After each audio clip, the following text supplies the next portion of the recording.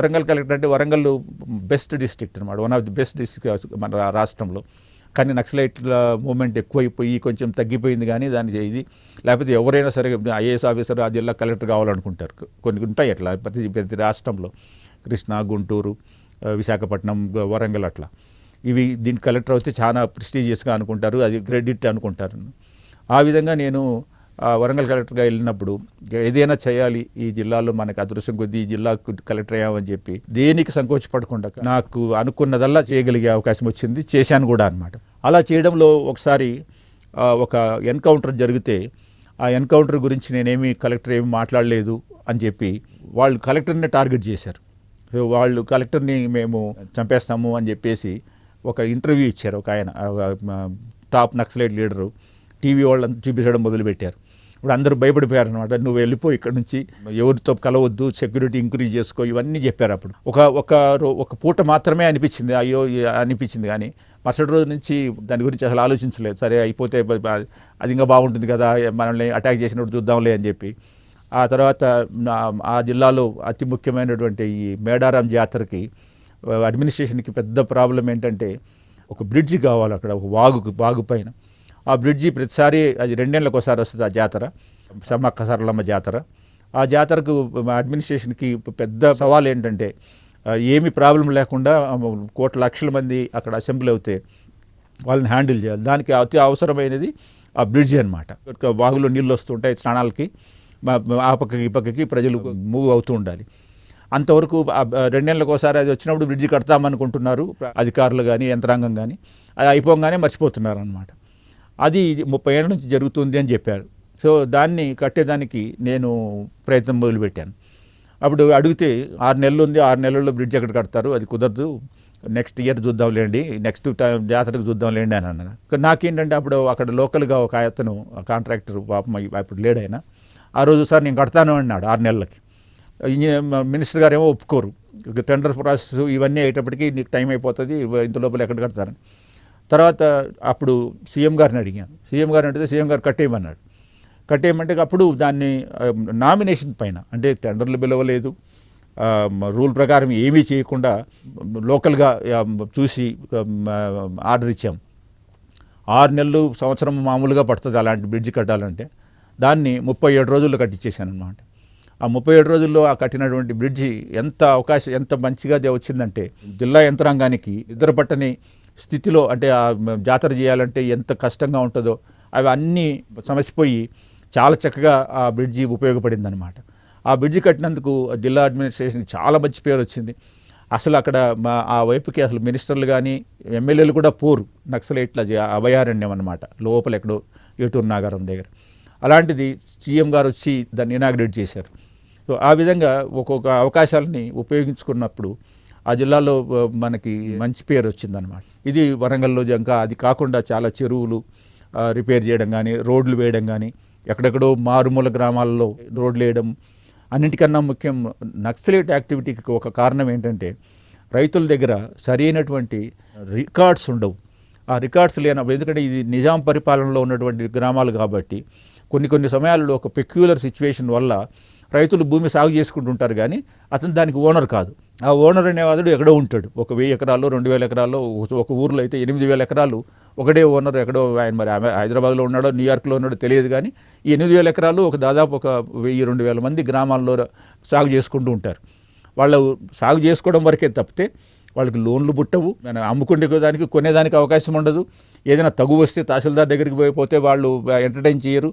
ఇలాంటి సిచ్యువేషన్లో నక్సలిజం తీసేయాలి అంటే వాళ్ళకి పట్టాలు ఇచ్చేసినాం అనమాట. సో ఆ విధంగా దాదాపు ఒక 22 గ్రామాలలో కొన్ని వేల ఎకరాలకి ఆ రైతులకి పట్టాలు ఇచ్చేసి పాస్బుక్లు ఇచ్చేస్తే ఈ సమస్య పరిష్కారం అయిపోతుంది అనమాట. అట్లా పట్టాదారు పాస్బుక్లు ఇచ్చి ఒక రకంగాను, రోడ్లు వేసి ఇంకొక రకంగాను, చెరువులు రిపేర్ చేసి ఇంకొక రకంగాను, నక్సలిజం కన్నా ప్రభుత్వమే మీకు సహాయం చేస్తుంది, నక్సలైట్లు వచ్చి చేస్తారు అని కాదు, ఇట్లా చూడండి, ప్రభుత్వాన్ని దృష్టి పెట్టండి అని ప్రజలకు తెలియజేసి అది నిజమని నిరూపించే అవకాశం వరంగల్లో వచ్చిందనమాట. అట్లా చాలా రోడ్లు వేయడం జరిగింది. వాళ్ళు ఆ రోడ్లు వేసినప్పుడు కూడా వాళ్ళు థ్రెటన్ చేశారు గ్రామాలలో, మీరు రోడ్డు వేయకూడదు, ఈ రోడ్డు వేస్తే పోలీసు వాళ్ళు వస్తారు అని చెప్పి. అయినా కూడా వాళ్ళ గ్రామంలో ఉన్నటువంటి మహిళల్ని గ్రూపుగా చేసి, నేను కాంట్రాక్టర్కి ఇవ్వను, మీకు డబ్బులు ఇస్తాను, మీరు రోడ్డు వేసుకోండి అంటే వాళ్ళకి అవును కదా రోడ్డు వేసుకుంటాం మేము అన్నారు. అంటే వాళ్ళకి కూడా ప్రాముఖ్యత తెలిసింది రోడ్లు లేక. అంతకుముందు రోడ్లు లేని నేను ఒక తుపాకులు కూడా ఒక రోడ్డు వేసాము, ఒక 9 కిలోమీటర్లు, అది ఎక్కడో 150 కిలోమీటర్లు ఉంటుంది వరంగల్కి. ఆ రోడ్డు వేసినప్పుడు వాళ్ళు చెప్పారు, వాళ్ళ ఊర్లో ఒక ఆమెకి కాన్పు అయ్యేదానికి కాంప్లికేట్ అవుతే ఆ డెలివరీకి నియరెస్ట్ పిహెచ్సికి తీసుకుపోవాలంటే 9 కిలోమీటర్లు, రాత్రి వాన వర్షము గాలి వాన ఉంది, ఒక ఎద్దుబండిలో కూర్చొని తీసుకుపోవాలంటే రోడ్డు లేదు. ఆమెకి అవకాశం లేకుండా by the time she reached పిహెచ్సికి చేరేటప్పటికే బిడ్డ చనిపోయింది. ఆమె మాత్రము సేవ్ చేసుకోగలిగారు. సో ఇలాంటి పరిస్థితి ఆ రోడ్డు లేనందువల్ల కదా అనేది వాళ్ళకు ఉంది అనమాట ఆ ఊర్లో. సో అందుకని వాళ్ళకి రోడ్డు వేసుకుంటారు అంటే వేసుకోమని చెప్పిన. నక్సలైట్లు వచ్చినా కూడా వాళ్ళు మేము వేసుకుంటాం రోడ్డు అని చెప్పి చక్కగా రోడ్డు వేసుకున్నారు 9 కిలోమీటర్లు. అట్లా చాలా రోడ్లు, ఇంకోటి ఆజం నగర్ అని 27 కిలోమీటర్లు ఉండేది, అక్కడ రోడ్డు వేసాం. ఈ రోడ్ల వల్ల అభివృద్ధి వస్తుంది, ఈ రోడ్ల వల్ల గ్రామస్తులకి లాభం జరుగుతుంది అనేది క్రియేట్ చేయడం వల్ల వాళ్ళే వేసుకుంటున్నారు అన్నప్పుడు వాళ్ళు ఎవరు ఆపలేకపోయారనమాట. ఇవన్నీ జరిగి నేను 2 ఏళ్ళు పూర్తి చేసేటప్పటికి అసలు వాళ్ళ దగ్గర నుంచి, నక్సలైట్ దగ్గర నుంచి నన్ను ఒక చెరువు రిపేర్ చేయమని చెప్పి కలెక్టర్ గారికి చెప్పండి అని చెప్పి వాళ్ళే పంపించే అవకాశం వచ్చింది.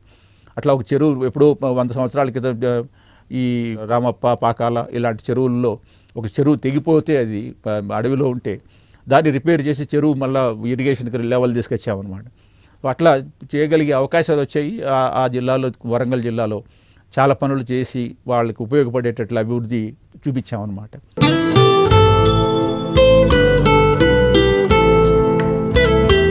సీఎం గారి దగ్గర పనిచేస్తున్నా మనం చేసేది మాత్రం అడ్మినిస్ట్రేషనే. మనకి ఇప్పుడు ఎట్లుంటుందంటే సీఎం ఆఫీస్లో 4 సెక్రటరీలు ఉన్నారనుకోండి, ఆ 4 సెక్రటరీలకి అన్ని సబ్జెక్ట్స్ డివైడ్ చేస్తారు. ప్రిన్సిపల్ సెక్రటరీ జనరల్ అడ్మినిస్ట్రేషను ఒకటి ఉంటుంది, ఇంకొక ఆయన R&B, ఇంకొక ఆయన పంచాయతీరాజు, హెల్త్ అట్లా చూస్తారు. నేనేమో అగ్రికల్చరు, స్పోర్ట్సు, ఎడ్యుకేషను ఇవి చూసేవాడిని అనమాట. ఈ రాష్ట్రం మొత్తానికి పాలసీస్ కానీ, అక్కడ ఉన్నటువంటి ఉద్యోగస్తుల యొక్క విషయాలు కానీ, లేకపోతే ఆ డిపార్ట్మెంట్స్లో కొత్తగా ఏమైనా డెవలప్మెంట్ చేసేదానికి కానీ, ఉన్నదాన్ని ఇంప్రూవ్మెంట్ చేసేదానికి కానీ మన బాధ్యత ఏంటి అనేది మనం అడ్మినిస్ట్రేషన్ చేస్తూ ఉంటాము. దీంట్లో ఆర్డర్స్ ఇవ్వాల్సి వచ్చినప్పుడు దాన్ని మనం స్టడీ చేసి దాంట్లో మంచి చెడ్డలు చూసి దాన్ని సీఎం గారికి బ్రీఫ్ చేసి ఆయన సంతకం పెడితే అది ఆర్డర్ అవుతుంది అనమాట. సో ఆ ఆర్డర్ ఇచ్చే ముందు దాంట్లో ఆ విషయం ఏంటి, దాంట్లో లోతుపాతులు ఏంటి, దానికి ఉపయోగం ఏంటి, దానికి ఎవరికో సంబంధించింది ఇది, ఈ విషయాల్ని కూలంకుషంగా పరిశీలించి సీఎం గారిని బ్రీఫ్ చేసి వారి ద్వారా ఆర్డర్స్ తీసుకోవడం అనమాట సెక్రటరీ పని. అది చేయడం జరిగిందనమాట.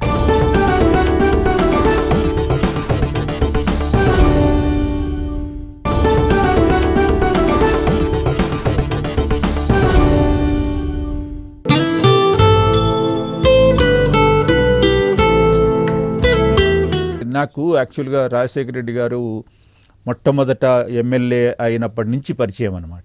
ఆ పరిచయంతో పాటు మినిస్టర్ చేశారు, తర్వాత కలిసినప్పుడు అట్లా నాకు పరిచయం ఉంది ఆయనతో. సెక్రటరీ కాకముందు 1 ఇయర్ నేను కృష్ణా కలెక్టర్గా ఉన్నాను. సీఎం అయిన 1 ఇయర్ తర్వాత నేను వచ్చాను. ఆ 1 ఇయర్ కూడా ఆయన విజయవాడ, కృష్ణా జిల్లాకి విజిట్స్కి వచ్చేవాడు. ఇంక్లూడింగ్ పోలవరం ఆ రోజుల్లో పెద్ద ఎత్తున ఫౌండేషన్ వేసి కార్యక్రమం చేశామన్నమాట. అప్పుడు తర్వాత పబ్లిక్ హియరింగ్ కూడా పోలవరంకి నేను కృష్ణా జిల్లాలో కలెక్టర్గా చేశాను అనమాట. సో ఈ విధంగా ఆయన జిల్లాకు వచ్చేవాడు, వచ్చినప్పుడు వివిధ కార్యక్రమాలకి ఆయనతో ఇంటరాక్ట్ అవుతూ ఉండేవాడిని. ఆ తర్వాత సెక్రటరీగా రావడం జరిగిందనమాట. నాకు బాగా పర్సనల్గా ఆయనతో టచ్ ఉండేది. నా పైన అధికారులు లేకపోతే నా పైన నాయకుడు అని అనుకోకుండా లిబరల్గా ఆయనతో మాట్లాడే అవకాశం ఉంది. మనం చేసే కార్యక్రమాలు ఏ విధమైన సంకోచం లేకుండా ఒక రాజకీయ నాయకుడితో మాట్లాడుతున్నాడు కాకుండా మంచి మనిషితో మాట్లాడి ఈక్వల్గా డిస్కస్ చేసే పరిస్థితిలో ఉండేవాడిని అనమాట. అందరినీ ఒక రకంగానే చూసేవారు. ఆపోజిషన్ పార్టీ అనో ఇంకోటనో అలాంటివన్నీ ఉండేవి కాదు. సహాయం చేయాలి, హెల్త్ విషయంలో యూనివర్సల్గా అంటే రాష్ట్రం మొత్తంలో ఎంత వీలైతే అంత అని ఆరోగ్యశ్రీ లాంటిది తెచ్చారు. అలాగే 108 హెల్త్ సంబంధించి ఆయన టైంలోనే ప్రభుత్వం తరఫున చేపట్టడం జరిగింది. తర్వాత అందరికీ ఇల్లు అని చెప్పి ఇందిరమ్మ హౌస్ అని పెట్టారు. తర్వాత ఇవన్నీ కార్యక్రమాలు చూస్తే ఆయనకి committed to do something for the people. Bits Pilani వాళ్ళ క్యాంపస్ తీసుకొచ్చేదానికి కారణం ఆయన అనమాట. ఎందుకంటే ఆ బిట్స్ చైర్మన్ KK బిర్లా గారు ఉండేవాళ్ళు. ఈయన రాజ్యసభలో మెంబర్లుగా ఉండేవాళ్ళు అనమాట. ఈయనంటే ఆయనకి బాగా ఇష్టం. ఆ బిట్స్ పిలానీని హైదరాబాద్ క్యాంపస్ తెచ్చుకోవాలి అని చెప్పి ఈయనకున్నటువంటి పర్సనల్ రిలేషన్ వల్ల సాధ్యమైందనమాట. రెండవది అతి ముఖ్యమైనది హైదరాబాద్ కాన్సులేట్, అమెరికన్ కాన్సులేట్. యాక్చువల్గా మనకి బెంగళూరుకి మనకి ఎవరికి ఇవ్వాలా అని చూస్తున్నారు వాళ్ళు. బెంగళూరులో ఇంకా ఎక్కువ ఐటీ కంపెనీలు ఉన్నాయి, వాళ్ళు ఎక్కువ పిల్లలు హైదరాబాద్ అమెరికా పోతుంటారు కాబట్టి బెంగళూరుకి అనేది వాళ్ళు అనుకుంటూ ఉండేవాళ్ళు. లక్కీగా రాజశేఖర రెడ్డి గారికి మన్మోహన్ సింగ్ గారికి ఉన్నటువంటి సఖ్యత వల్ల అక్కడ రెగ్యులర్గా మన్మోహన్ సింగ్ గారితో మాట్లాడించడం, ఆయనేమో అమెరికన్ ఎంబసీని అమెరికన్ అధికారులతో మాట్లాడడం జరగడం వల్ల మనకు హైదరాబాద్కి అమెరికన్ ఎంబసీ వచ్చింది. మన పిల్లలు అప్పుడు నాకు మొట్టమొదటి నేను అమెరికా వీసా కోసం పోవాలంటే మద్రాసుకు పోయి ఆ రోడ్డు మీద నిలుచుకొని ఆ గేట్ బయట ఉండాల్సి వచ్చేది. ఇప్పుడు ఆ ప్రాబ్లం లేదు, శుభ్రంగా హైదరాబాద్లో మన ఇంట్లో నుంచి పోయి తెచ్చుకునే అంత మంచి అవకాశం వచ్చింది. ఇప్పుడు హైయెస్ట్ నెంబర్ ఆఫ్ స్టూడెంట్స్ కానీ వాళ్ళ ఒకసారి వాళ్ళు పోయిన తర్వాత వాళ్ళ తల్లిదండ్రులు అందరికి కూడా వీసా తీసుకోవడం ఎంత సౌకర్యంగా తయారైంది. అది ఎట్లా సాధ్యమైందంటే సీఎం ఆఫీసు రాజశేఖర రెడ్డి గారి వల్ల సాధ్యమైంది నాకు తెలుసు అనమాట, నేను విట్నెస్ దానికి అది జరిగిందంతా. అట్లాగే Tata institute of fundamental research అని చెప్పి సెకండ్ క్యాంపస్ అంటే బాంబేలో ఉంటుంది, దానికి ప్రైమ్ మినిస్టర్ హెడ్ అనమాట, చైర్మన్. దానికి ఇంకో క్యాంపస్ ఎక్కడ లేదు ఇండియాలో, అది కూడా హైదరాబాద్కి తెచ్చాం. అట్లాగే ఐఐటి బాసరలో పెట్టాలన్నారు, కానీ రాజశేఖర రెడ్డి గారు అందరూ ఐఐటి బాసరలో పెడతారనుకున్నారు, కానీ ఆయన ఒప్పుకోలేదు. ఐఐటి ఎప్పుడు హైదరాబాద్లో ఉండాలి, ఐఐటి హైదరాబాద్కు ఉండే బ్రాండ్ వాల్యూ వేరు, ఐఐటి బాసర అంటే బ్రాండ్ వేరు అని చెప్పి. హైదరాబాద్లో ఉంటే ఎయిర్పోర్ట్ దగ్గర కానీ రోడ్లకు అన్నింటికి ఉంటాయి, ప్రొఫెసర్లు వస్తారు, పిల్లలకి సౌకర్యంగా ఉంటుందని చెప్పి అంతమంది అపోజ్ చేసిన he stood his ground. Then now today Hyderabad IIT పాత ఐఐటీస్కి ఈక్వల్గా క్యాంపస్ ప్లేస్మెంట్స్ కానీ గ్రోత్ కానీ మన ఇన్ఫ్రాస్ట్రక్చర్ కానీ చక్కగా ఉంది. సో ఇలాంటివి కొన్ని ఆయనకున్న అనుభవంతోనో ఆయనకున్న నాలెడ్జ్తోనో సాధ్యపడేటట్టుగా చేశారనమాట.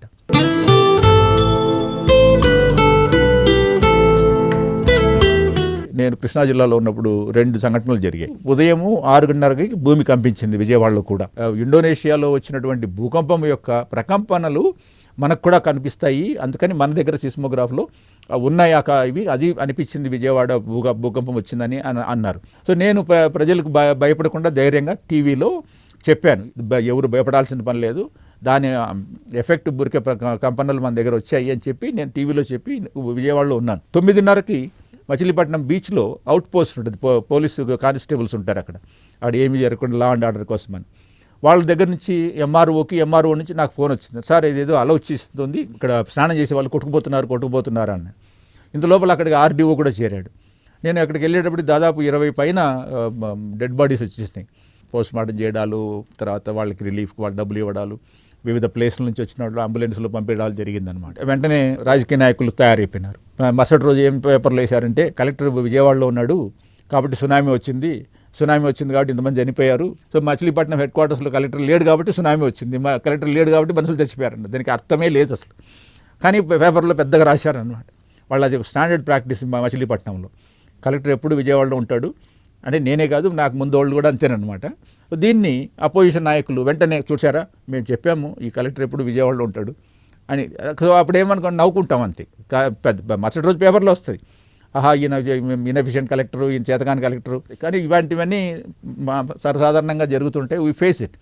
అది అందరికీ తెలుస్తుంది, ఆ రోజుకి మాత్రమే అది కొంచెం టాపిక్ ఫర్ డిస్కషన్, కానీ నెక్స్ట్ డే ఏముండదు.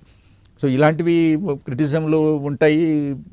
అపోజిషన్ పార్టీ అపోజిషన్లు వాళ్ళ పనే క్రిటిసిజం, ప్రభుత్వ అధికారులని సాధ్యమైన అవకాశం వచ్చినప్పుడు క్రిటిసైజ్ చేస్తారు, అప్పుడు రాళ్ళు పడతాయి, బట్ ఇంకేం చేయలేము. So we have to face it.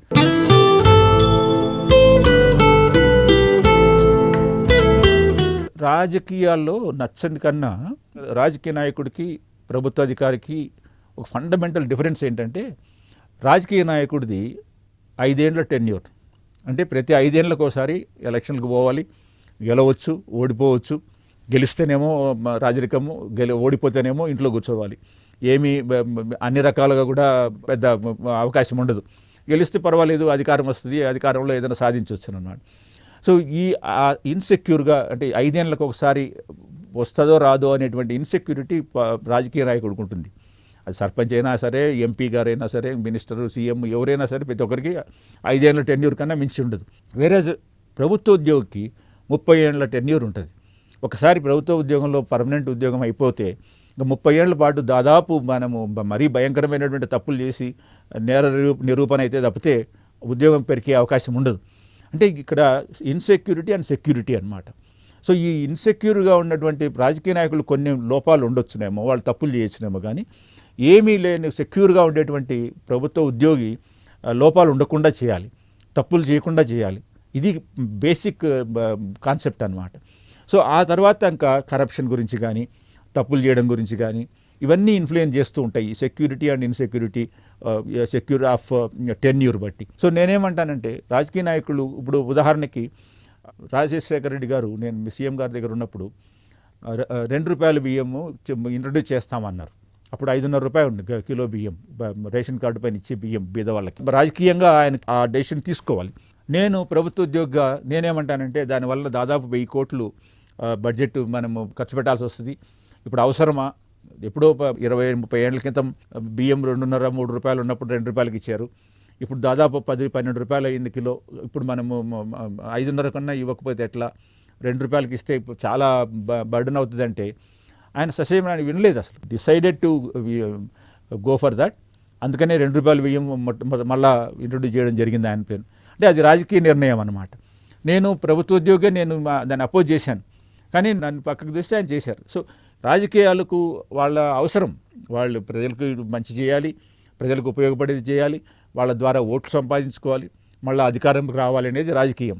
మనం ప్రభుత్వంలో మనకు సెక్యూర్గా ఉన్నాం కాబట్టి సలహాలు చెప్పేటప్పుడు ఇది ఆర్థికంగా ఎంత ప్రాబల్యం ఉంటుంది, ఇప్పుడు అదే 1000 కోట్లు ఉంటే వేరే ఏదైనా డెవలప్మెంట్ చేయొచ్చు కదా అని నేను ఆలోచించాను. ఆయన ఏమంటారు, ప్రజలకి ₹2 బియ్యం ఇస్తే వాళ్ళు సంతోషంగా ఉంటారు, బీదవాళ్ళు నాకు సపోర్టివ్గా ఉంటారు అనేది ఆయన రాజకీయ ఆలోచన. సో ఇవన్నీ ఎప్పుడూ ఉంటాయి, కానీ మనము అది క్లాష్ కాకుండా జరుగుతూ ఉండాలి. ప్రజాస్వామ్యంలో అది అవసరం.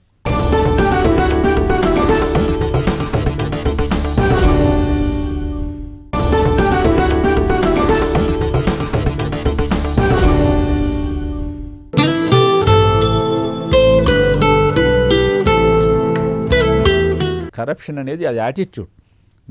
నాకు ప్రభుత్వం జీతం ఇచ్చి ఒక ఉద్యోగం ఇచ్చింది. ఆ ఉద్యోగంలో ఒక నిర్దిష్టమైనటువంటి పనులు నేను చేయాలి. ఆ పనులు చేసేదానికి నాకు జీతం ఇస్తున్నారు, నాకు జాబ్ సెక్యూరిటీ ఇస్తున్నారు, నాకు ఇంకా ఇతర ఫెసిలిటీస్ ఇస్తున్నారు. దానికన్నా మించి నేను కావాలనుకున్నప్పుడు ఇది కరప్షన్ అనమాట. అంటే నేను ఎవరికైనా పని చేసింది, నేను ఆ పని చేయమని నాకు ఉద్యోగం ఇచ్చింది, ఆ పని చేసినందుకు నాకు మళ్ళీ ఎక్స్ట్రాగా అతని దగ్గర నుంచి నాకు ఏమొస్తుంది అని చూడడం అనేది కరప్షన్. హ్యూమన్ టెండెన్సీలో మనలో ఉన్నటువంటి వాల్యూ సిస్టమ్ అనమాట. మనం డబ్బులు తీసుకొని పని చేయాలా, మనకు ఆల్రెడీ జీతం ఇస్తున్నారు కాబట్టి, మనకు ప్రభుత్వ ఉద్యోగంలో ఉన్నాం కాబట్టి, మనకు ఆ పని అప్పచెప్పారు కాబట్టి అది చేయాలి కదా. అది చేయకుండా చేసిన దానికి మళ్ళీ ఎక్స్ట్రాగా ఎందుకు తీసుకోవాలనేది అది మోరల్ అండ్ ఇమ్మోరల్ అనే రకంగా కరప్షన్ ఉండకూడదు అనేది ఒక యాటిట్యూడ్ బట్టి ఉంటుంది అనమాట. కాబట్టి ప్రెషర్ వల్ల కరప్షన్ జరగదు. ఎప్పుడు డబ్బులు తీసుకొని చేయడం వేరు, రాజకీయ నాయకుడు చెప్తున్నాడు కాబట్టి చేయడం వేరు. సమంజసమని కనిపిస్తుంది, ఇది చట్ట వ్యతిరేకం కాదు అని చెప్పినప్పుడు ఇది చేయాల్సి ఉంటుంది. కానీ అది చట్ట వ్యతిరేకమైనటువంటి పని కానీ, చేయకూడని పని కానీ, ప్రభుత్వానికి కానీ ప్రజలకు కానీ నష్టం జరిగే పని కానీ చేయమన్నప్పుడే క్లాష్ వస్తుంది. అప్పుడు మనకేంటంటే మన ఇమేజ్ బట్టి కూడా ఉంటుంది. నా అనుభవంలో నేను ఏం చేస్తానంటే, ఇతను కొంచెం స్ట్రిక్ట్గా ఉంటాడు, ఇతను మంచి పని అయితేనే చేస్తాడు, లేకపోతే చేయడు అనేది బిల్డప్ చేసుకోవాలి. అది ఏ ఉద్యోగంలో ఆ ఉద్యోగంలో మనము ప్రజలకు ఆ మెసేజ్, ప్రజలకు కానీ రాజకీయ నాయకులకు కానీ ఇంకా ఎవరికైనా పై అధికారులకు కానీ వే ఆఫ్ వర్కింగ్, మనం ఎట్లా పని చేస్తున్నాము, మన ఇమేజ్ ఏంటి అని క్రియేట్ చేసుకుంటే ఎవరు మనల్ని ప్రెజర్ చేయరు, చేసేదానికి ప్రయత్నం చేయరు కూడా. కాబట్టి అది it again depends on how we handle our activities.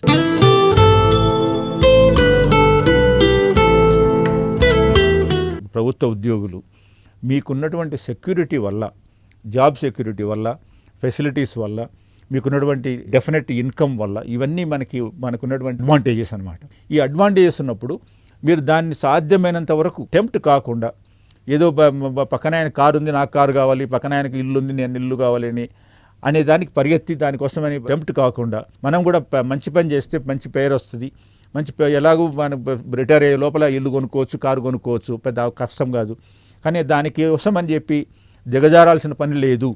అది మాత్రం ప్రతి ప్రభుత్వ ఉద్యోగి గుర్తుపెట్టుకోవాలి. తర్వాత ఒకసారి డబ్బులు తీసుకోవడం మొదలు పెడితే మళ్ళీ you cannot take back your bad name. Strict officer, మంచి ఆఫీసర్ అంటే అది ఎన్ని రోజులైనా మనం అలాగా ఉంటే ఆ మంచి పేరు మనం గర్వపడే విధంగా ఉంటుంది. ఇప్పుడు ఉదాహరణకి కొంతమంది కలెక్టర్లు గంటలు మీటింగ్ పెడతారు. నేను ఎప్పుడు గంటకు మించి మీటింగ్ పెట్టలేదు.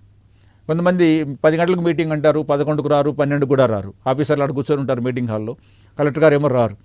ఇది నేను చూశాను అనమాట. అందుకని నేనేం చేశానంటే 10 గంటల కంటే కరెక్ట్గా 10 గంటలకి నేను మీటింగ్ మొదలుపెట్టాను.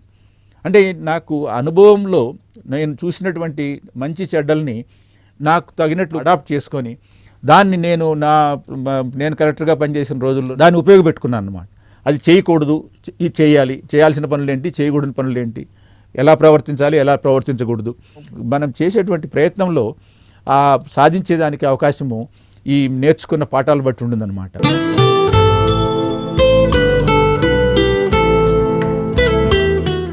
యాక్చువల్గా ఈ ఐఏఎస్ అనేది భలే డైసీ, అంటే ఒక రకంగా చెప్పకూడదేమో కానీ లక్ పైన ఆధారపడి ఉంటుంది.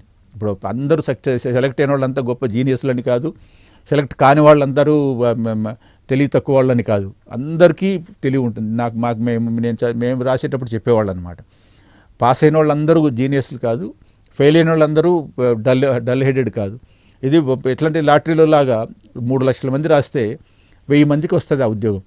ఆ 1000 మంది కూడా 100 మంది ఐఏఎస్లు, ఒక 200 మంది 150 మంది ఐపీఎస్లు, మిగతా వాళ్ళంతా రెవెన్యూ, కస్టమ్స్, ఇన్కమ్ ట్యాక్స్లు, ఇట్లా రకరకాల వస్తారు. మరి మిగతా 1000 మందితో మాత్రమే వచ్చి మిగతా 2,99,000 మందికి రాలేదు. అది వాళ్ళు ఏం చేయాలంటే వాళ్ళకి ఇంకొక, అంటే ఇది కాదు మనకి ఇంకొకటి ఏదైనా మన జీవితంలో మనము స్థిరపడేదానికి ఉపయోగపడే కార్యక్రమం ఏముంది, ఇంకొక ఉద్యోగమా, ప్రభుత్వంలో కాకపోతే ప్రైవేట్లో ఉద్యోగాల, అట్లా చూసుకోవాలి. అది రాలేదు కాబట్టి దట్ ఈస్ బియాల్ ఎండాల్ అనేది కాకుండా చూసుకోవాలన్నమాట. సో ఎక్కడో చోట జీవితంలో ఒక స్థిరమైనటువంటి ఇది కావాలి అనేది కోరుకోవాలి. ఏ క్లాస్లో ఉన్నా, ఏ స్థితిలో ఉన్నా బెస్ట్ వచ్చేటట్టుగా ప్రయత్నం చేయండి. మీకు భవిష్యత్తు అంతా దాదాపు 50, 60 ఏళ్ళు, 70 ఏళ్ళు మీకు కావాల్సినటువంటి భవిష్యత్తుని బంగారు బాటలు వేసుకోవాలంటే, అక్కడ మీకు మంచి సుఖమైనటువంటి జీవితం కావాలంటే ఇప్పుడు సుఖపడకుండా కష్టపడండి. మీకు కావాల్సినటువంటి మీరు సాధించుకోలేరు. సాధించుకోవాలి అంటే ఇప్పుడు మనం ఏ స్టేషన్లో ఉంటే అక్కడ ఆ క్లాసులో సంపూర్ణంగా మీరు శ్రద్ధ పెట్టి చదువుకుంటే మీకు తర్వాత మీరు ఒకసారి కాలేజీ నుంచి బయటకు వస్తానో లేకపోతే ఉద్యోగం వస్తేనో జీవితం అంతా మీకు మంచిగా ఉంటుంది. మీతో పాటు మీ పిల్లలకి, మీ తర్వాత వాళ్ళకి కూడా దానివల్ల లాభం ఉంటుందన్నమాట.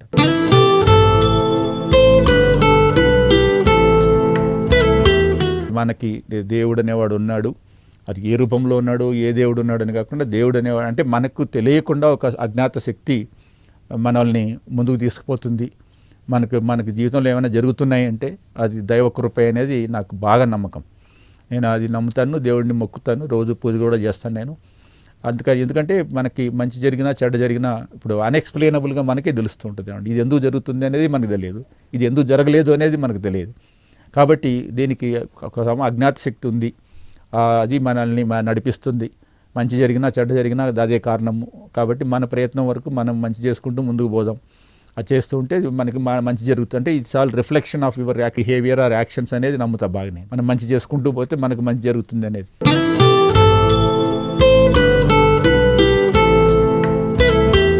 అల్టిమేట్ గోల్ అంటే నేను సమాజానికి ఏం చేశాను అంటే ఇమీడియట్గా నీ పేరు చెప్పంగానే ఎదుటి మనిషిలో నువ్వు చేసినటువంటి యాక్టివిటీస్ కానీ, నువ్వు సాధించినటువంటి విజయాలు కానీ, నువ్వు సమాజంలో నీ ప్రవర్తన కానీ తెలియకుండానే అతను గుర్తొచ్చి నీ పేరు చెప్పంగానే అతని ముఖంలో నవ్వు వస్తుంది అంటారు. అది ఎవరు పెద్ద మహాత్ముడు చెప్పారు దాన్ని. సో ఆ విధంగా మన సార్థకత ఏంటంటే మన పేరు చెప్పంగానే ఎదుటి మనిషిలో నొసలు ముడిపడుతుందా లేకపోతే పెదవి పైన చిరునవ్వు వస్తుందా అనేది డిసైడ్ చేసుకోవడమే మనం చేసే జీవితం అన్నమాట.